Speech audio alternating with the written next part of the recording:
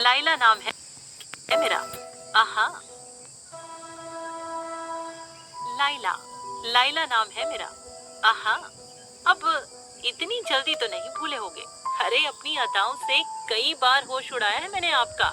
मेरी पहली फिल्म आशिक नवाब तो याद ही होगी आपको, और उसमें मेरा वो गाना तेरे नैनों में झूमे मेरा जिया, ओरे पिया तूने ये क्यों किया। मैं भी कहाँ उन सुनहरे पुराने दिनों को याद करने लगी। वो वक्त तो कुछ और ही था। बड़े बड़े सेट्स और रंग बिरंगी लाइट्स, उसमें मैं और आपका चिल्लाना, लाइला लाइला। याद तो करते होंगे ना आप मुझे कि आखिर फिल्मों की रंगीन दुनिया से कहाँ गायब हो गई आपकी लाइला। दूर तो मैं भी नहीं जाना चाहती थी, पर मेरी ही एक गलती थी जिसने मुझे रंगीन कारपेट से इस व्हील चेयर पर ला दिया। तो आइए ना, आपको मेरा जन्म एक साधारण परिवार में हुआ था, और एक्टिंग करने का कीड़ा तो मुझ में तब आया जब मैं अपने माँ बाप के साथ रामोजी फिल्म सिटी घूमने गई थी। और मेरी किस्मत तो देखो, मुझे वहाँ सुपरस्टार रजनीकांत दिख गए। उनको देखते ही मैं वहाँ एक कार के बोनट पर खड़ी हो गई और उनका स्टाइल कॉपी कर जोर से चिल्लाई, ढलाई वाह। वहाँ इतनी भीड़ थी कि उन्होंने तो मेरी आवाज सुनी ही नहीं, पर पास ही खड़े एक स्पॉट दादा ने बीड़ी नीचे फेंकते हुए मेरे लिए ताली बजाई और कहा, सुपरस्टार बनेगी तू। चल, तुझे मैं स्टूडियो के अंदर से दिखाता हूँ। उसके बाद स्पॉट दादा ने मुझे न सिर्फ स्टूडियो बल्कि मुझे और मेरे माँ बाप को पूरी फिल्म सिटी घुमाई। इस बीच पा और स्पॉट दादा के बीच दोस्ती इतनी बढ़ गई कि वो दोनों आपस में बीड़ी भी शेयर करने लगे। इस बीच घूमते हुए स्पॉट दादा ने मुझे बताया, तुम्हें पता है बिटिया, ये फिल्म सिटी एक युद्ध भूमि के ऊपर बना है, जहाँ कभी कब्रिस्तान भी हुआ करता था। मेरे लबों और मन में बस एक ही सवाल उमड़ पड़ा, फिर तो ये जगह भूतिया होगी ना। अरे इतने सारे इंसानों के बीच तो भूत भी डर जाएगा बेटा।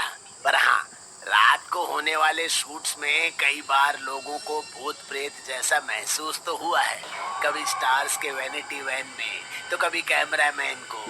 पर सब सुनी सुनाई बातें ही हैं। कहानियाँ तो मैंने भी रामोजी फिल्म सिटी के हॉन्टेड होने के बारे में खूब सुनी थी कि स्टार्स के वैनिटी वैन के मिरर में अक्सर कुछ लिखा हुआ होता है, लाइट्स कांपने लगती हैं और न जाने क्या क्या। पर इन सभी बातों से हटके मेरा ध्यान तो उस वक्त एक वैनिटी पर था कि कैसा होता होगा वो अंदर से। उस दिन न जाने मैंने कितनी ही शूटिंग्स देखी होंगी, और साथ ही और स्टार्स को भी आते जाते, पर नजर अक्सर वहीं दौड़ती जब स्टार्स के उतरते या चढ़ते वक्त कुछ सेकंड के लिए वैनिटी का दरवाजा खुलता।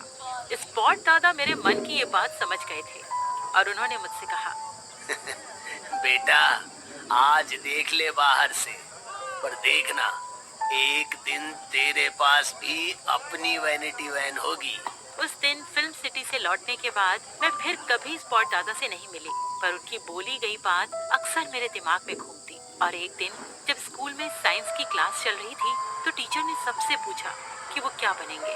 किसी ने डॉक्टर कहा तो किसी ने इंजीनियर, पर मैंने अपने दोनों हाथों को खोलते हुए झूम कर कहा, एक्ट्रेस बनूंगी मैं धीरे धीरे बड़ी होती गई और साथ ही मेरी खूबसूरती भी बढ़ती चली गई। माँ पापा को भी मेरे एक्ट्रेस बनने से कोई एतराज नहीं था, और फिल्म जिंदगी में वो दिन भी आ ही गया जब मैं रोज ऑडिशन की लाइन में लगने लगी।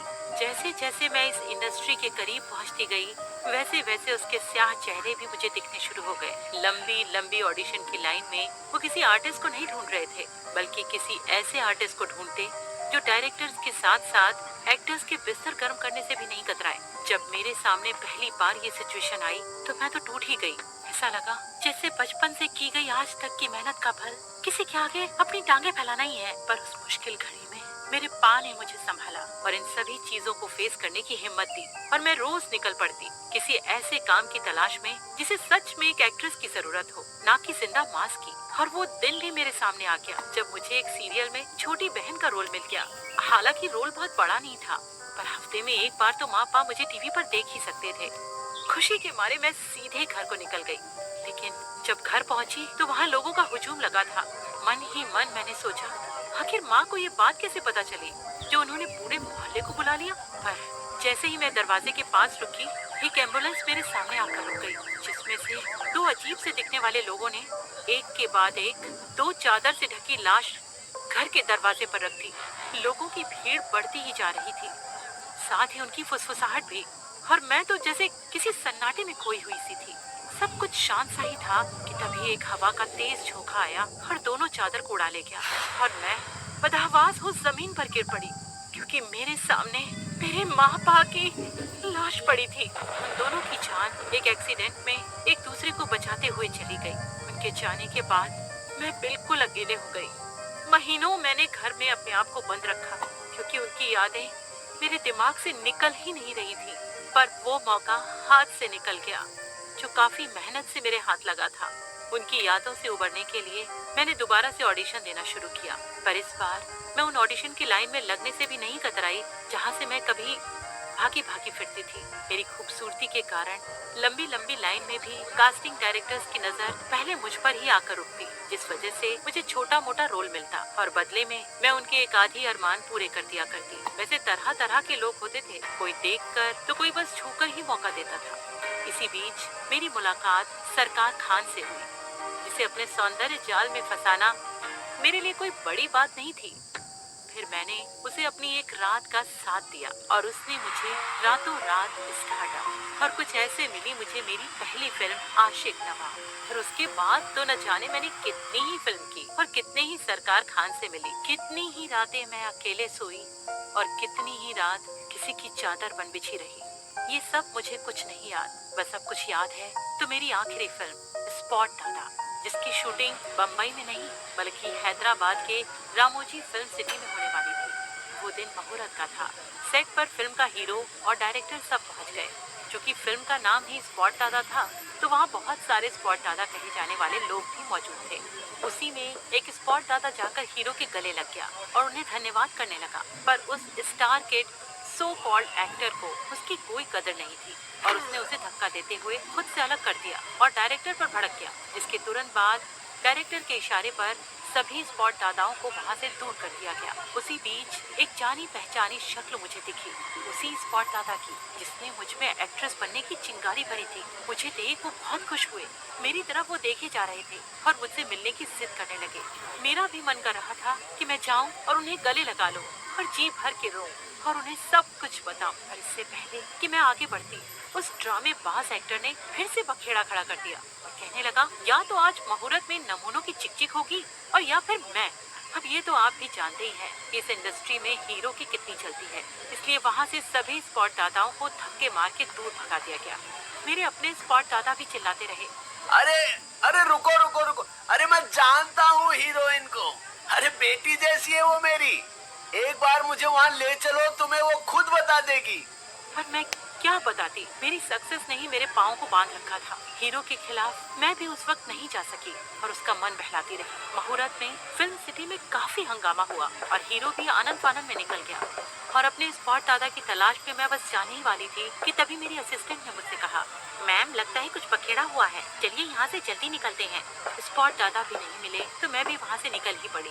यूँ तो अगले दिन से ही शूट शुरू होने वाला था, पर कई हफ्तों तक शूट नहीं हुआ। फाइनली 2 महीने बाद शूट का पहला दिन था। वैसे बस कहने को ही दिन था, क्योंकि शूट नाइट में हो रही थी। सेट पर वो बिगड़ा हुआ एक्टर भी आया, पर वो आज काफी शांत और डरा भी था। आते ही वो वैनिटी वैन में घुस गया और फिर अंदर जाते ही चीख पड़ा, क्योंकि उसके आईने पर कुछ लिखा था कि आज का दिन उसके लिए आखिरी है। इस घटना के बाद खूब हंगामा हुआ, पर पता ही नहीं लगा कि ये भद्दा मजाक किसने किया है। हीरो तो अब उस वैनिटी वैन में घुसने को भी तैयार नहीं था, इसलिए हमने आपस में अपनी वैनिटी बदल ली और मैं खुद उसकी वैनिटी में चली गई। पर अब वहाँ आईने में कुछ भी नहीं लिखा था। मैंने भी इस बात को नजरअंदाज कर दिया और तैयार होने चली गई और फिर चेंज कर आईने के सामने बैठ गई और मैं मन ही मन स्पॉट दादा और रामोजी के भूतिया होने के बारे में सोचने लगी। फिर जैसे ही मैंने इयरिंग पहनने के लिए आईने में देखा तो आईने में स्पॉट दादा मेरे पीछे खड़े थे। खुशी के मारे मेरा तो ठिकाना ही नहीं था। चूंकि मुझे तैयार होने की जल्दी थी, इसलिए आईने में देखते देखते ही मैंने उनसे बातें शुरू कर दी और उनसे माफी भी मांगी। और फिर उन्हें गले लगाने के लिए जैसे ही मैंने पीछे देखा तो वहाँ कोई नहीं था और जब वापस आईने में मैंने देखा तो स्पॉट दादा मुझे फिर से दिखने लगे। डर के मारे मेरी तो रूह कांप गई और भागते हुए मैं सीधे वैनिटी वैन के दरवाजे की तरफ आ गई, पर न जाने क्यों वो खुल ही नहीं रहा था। ऊपर से अंदर की लाइट्स भी आने जाने लगी। डर के मारे मैं चीखने और चिल्लाने लगी, लोगों से मदद मांगने लगी, पर किसी को मेरी आवाज नहीं सुनाई दे रही थी। तभी स्पॉट दादा की आवाज आई। बेटा, मैं तुम्हें नुकसान नहीं पहुंचाऊंगा। आईने के सामने आओ। उनकी बात सुन मैं आईने के सामने चली गई, जिसमें मुझे वो सब कुछ दिखने लगा जो मुहूर्त के दिन हुआ था। जो स्पॉट बॉय उस दिन हीरो के गले लगा वो कोई और नहीं बल्कि स्पॉट दादा का ही बेटा था।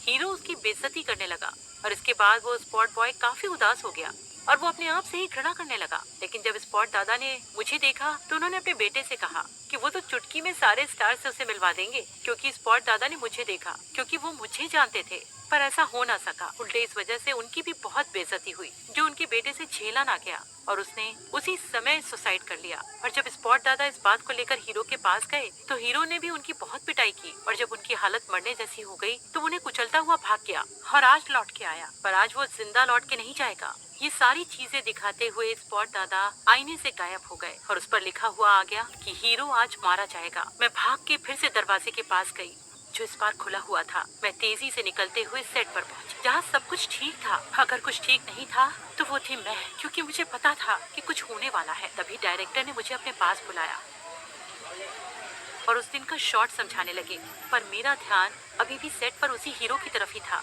क्योंकि आज उस पर यमराज खुद ही सवार थे। कि तभी अचानक से सेट की लाइटें अपने आप जलने और बुझने लगी और उसके बाद सारी लाइट एक एक कर फटने लगी। कि तभी मेरी नजर ऊपर लगी लाइट पर गई, जिसके ठीक नीचे वो हीरो खड़ा था जो अभी भी जल रही थी। और हीरो मानो डर के मारे एक शिला बन गया हो कि अचानक से उस लाइट की जंजीर ढीली हुई और वो नीचे गिरने लगी। मैं तेजी से आगे बढ़ी और हीरो को धक्का दे दिया और मैं खुद उस लाइट के नीचे आ गई, जिसके तुरंत बाद मुझे किसी के हंसने की भयानक आवाज सुनाई थी और वहीं मैं बेहोश हो गई। जब मेरी आंख खुली तो मैं हॉस्पिटल में थी, जहां मुझे पता चला कि मैं अब कभी चल नहीं सकती थी। और ये तो गनीमत थी कि लाइट की जंजीर ऐन मौके पर अटक गई, नहीं तो अगर वो पूरे तरीके से मेरे ऊपर गिरती तो मुझे कुछ भी हो सकता था। मेरी असिस्टेंट ने मेरी तरफ जूस बढ़ाया और तभी उसके मोबाइल पर एक फोन आया, जिसके तुरंत बाद उसने टीवी ऑन किया और न्यूज लगाई, जिसमें उस हीरो की दर्दनाक मौत की खबर और वीडियो भी आ रही थी, जहां स्टूडियो के अंदर उसके ऊपर एक भारी लाइट गिर गई। न्यूज वाले एक ही सीन को बार बार दिखा रहे थे, जिस पर मैंने अपने असिस्टेंट से पूछा, तुम्हें अभी क्या क्या दिख रहा है इस न्यूज में? एक बड़ी स्पॉटलाइट और खून के धब्बे और शरीर का खिंचा हुआ निशान। पर आप ये क्यों पूछ रही है मैम? मैंने उससे कुछ नहीं कहा, क्योंकि मुझे उसके अंदर स्पॉट दादा भी दिख रहे थे, जिन्होंने जानबूझकर लाइट हीरो के ऊपर गिराई थी। पर ये किसी और को क्यों नहीं दिख रहा था, मुझे समझ नहीं आ रहा था। पर इतना समझ गई थी कि स्पॉट दादा ने अपना बदला ले लिया। भले ही उन्होंने बचपन में मुझसे कहा कि रामोजी में भूतों की बात कहने को है, क्योंकि इतने लोगों की भीड़ से तो भूत भी डर जाएगा। पर भूत भला इंसान से क्यों डरने लगे, क्योंकि मरने के बाद इंसान ही तो भूत बनते हैं।